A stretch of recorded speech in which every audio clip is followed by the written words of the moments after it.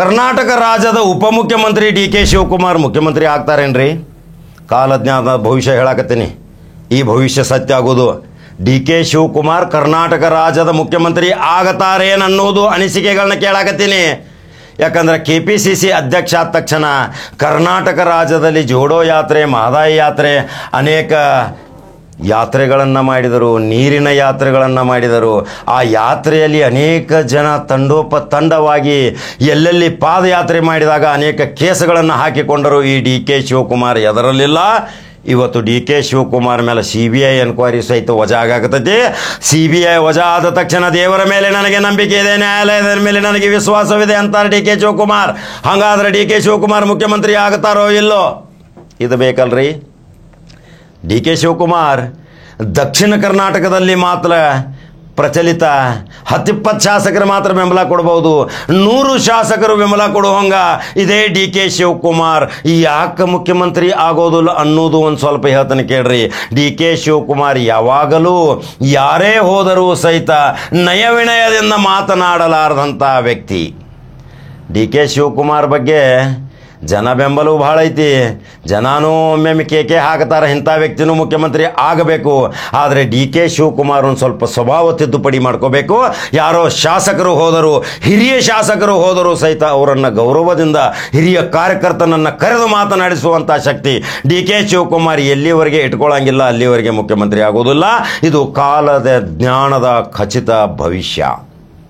ಕರ್ನಾಟಕ ರಾಜ್ಯದಲ್ಲಿ 100 ಶಾಸಕರು ಇವತ್ತು ಇಬ್ಬರನ್ನು ಮುಖ್ಯಮಂತ್ರಿ ಮಾಡಕ್ಕೆ ಹೊಂಟಾರ. ಆ ಇಬ್ಬರು ಮುಖ್ಯಮಂತ್ರಿಗಳಿಗೆ ಬೆನ್ನು ಹತ್ಯಾರ ಅಂದಮೇಲೆ ಡಿ ಕೆ ಶಿವಕುಮಾರ್ ಹೈಕಮಾಂಡ್ ನನಗೆ ಆದೇಶ ಮಾಡ್ತೈತಿ, ಹೈಕಮಾಂಡವೇ ನನಗೆ ಮುಖ್ಯಮಂತ್ರಿ ಮಾಡ್ತೈತಿ ಅಂತೇಳಿ ತಿಳ್ಕೊಂಡು ಕೊಟ್ಟಿದ್ದು ಅದು ಸಾಧ್ಯವಿಲ್ಲದ ಮಾತು.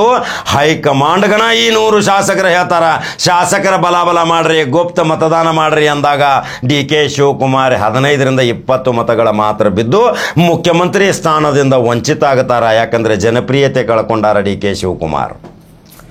ಡಿ ಕೆ ಶಿವಕುಮಾರ್ ಕಾಂಗ್ರೆಸ್ಗೆ ಭದ್ರ ಬುನಾದಿ.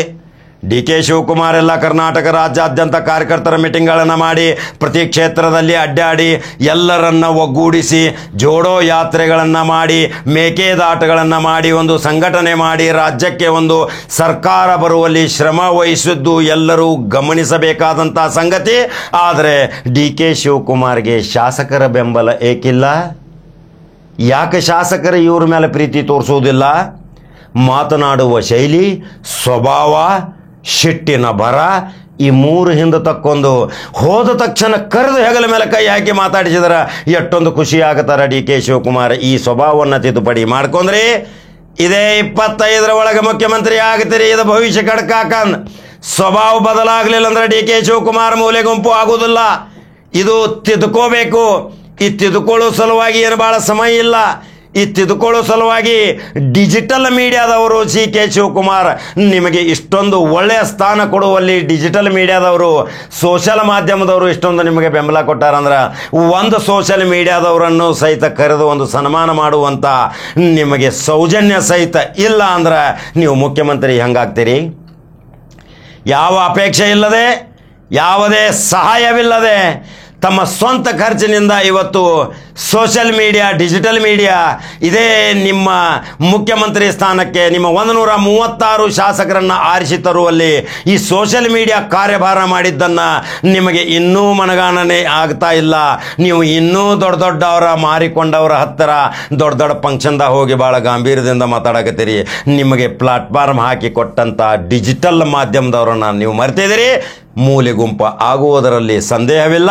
ಸರ್ಕಾರದಿಂದ ಈ ಡಿಜಿಟಲ್ ಮಾಧ್ಯಮಕ್ಕೆ ರಾಜಸ್ಥಾನ ಸರ್ಕಾರ ಯಾವ ರೀತಿ ಡಿಜಿಟಲ್ ಮಾಧ್ಯಮಕ್ಕೆ ಇದನ್ನು ಮಾನ್ಯತೆ ಕೊಟ್ಟು ಇಷ್ಟೊಂದು ಫಾಲೋವರ್ಸ್ ಇರಬೇಕು, ಇಷ್ಟೊಂದು ಸಬ್ಸ್ಕ್ರೈಬರ್ ಇರಬೇಕು, ತಿಂಗಳಿಗೆ ಇಂತಿಷ್ಟು ಸರ್ಕಾರದ ಜಾಹೀರಾತುಗಳನ್ನು ಕೊಡಬೇಕು ಅಂತ ಅಲ್ಲಿ ಸರ್ಕಾರ ನಿರ್ಣಯ ತೆಗೆದುಕೊಂಡು ಜಾರಿ ಮಾಡಿದೆ.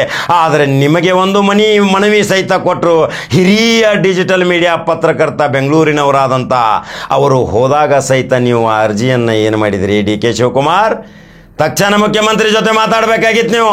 ಮುಖ್ಯಮಂತ್ರಿಯವರೇ, ಇದೇ ಡಿಜಿಟಲ್ ಮೀಡಿಯಾ, ಸೋಷಲ್ ಮಾಧ್ಯಮ ಇದೇ ನಮಗೆ ಕರ್ನಾಟಕ ರಾಜ್ಯದಲ್ಲಿ ಸರ್ಕಾರ ತರಲಿಕ್ಕೆ ಸಾಧ್ಯವಾಗಿದ್ದು ದೇಶಾದ್ಯಂತ ಇವತ್ತು ಡಿಜಿಟಲ್ ಮೀಡಿಯಾ ಇವತ್ತು ರಾಹುಲ್ ಗಾಂಧಿಯನ್ನು ಪ್ರಚಾರಪಡಿಸಿ ರಾಹುಲ್ ಗಾಂಧಿ ಒಂದು ಭಾಷಣದಲ್ಲಿ ಹೇಳಿದಾರ, ನಾವು ಇವತ್ತು ಈ ಪೊಸಿಷನ್ಗೆ ಬರಬೇಕಾದ್ರೆ ನಮಗೆ ಡಿಜಿಟಲ್ ಸೋಷಿಯಲ್ ಮಾಧ್ಯಮ ಮಾತ್ರ ಸಾಕ್ಷಿಯಾಗಿ ಪರಿಣಾಮಕಾರಿ ಕೆಲಸ ಮಾಡಿತ್ತು.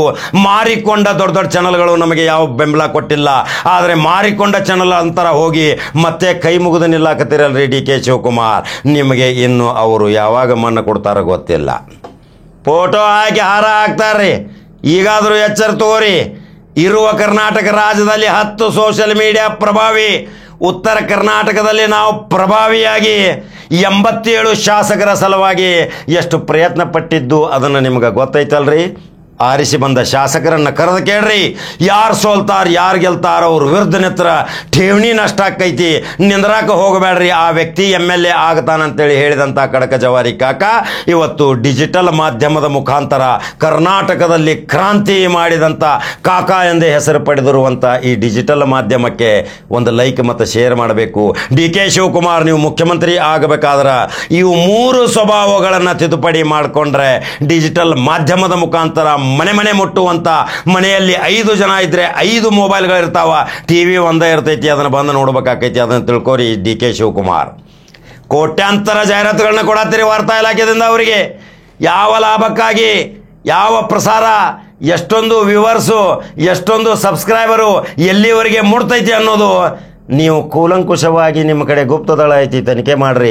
ಯಾವ ಮಾಧ್ಯಮ ನಿಮಗೆ ಸಪೋರ್ಟ್ ಮಾಡಾಕತೈತಿ, ಯಾವ ಮಾಧ್ಯಮ ನೀವು ಮಾಡುತ್ತಿರುವ ಸರ್ಕಾರಿ ಕಾರ್ಯಕ್ರಮಗಳಿಗೆ ಅಡ್ಡ ಹಾಕಿ ಟೀಕೆ ಟಿಪ್ಪಣಿ ಮಾಡಾಕತೈತಿ, ಅದನ್ನರೇ ತಿಳ್ಕೋರಿ ಡಿ ಕೆ ಶಿವಕುಮಾರ್.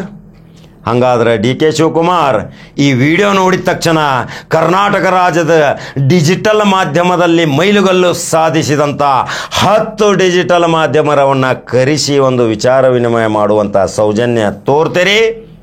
ಕಾಕೋತ ಕೊಡ್ತೇವೆ ಡಿ ಕೆ ಶಿವಕುಮಾರ್. ಇನ್ನು ಮುಂದೆ ಮತ್ತೊಂದು ಕಡಕ ಜವಾರಿ ಸುದ್ದಿ ಹಂಗೆ ಬರ್ತೀನಿ. ಯೂಟ್ಯೂಬ್ದಾಗ ಬಟನ್ ನೋಡ್ಕೋತ ಹೋಗ್ರಿ. ನಮಸ್ಕಾರ.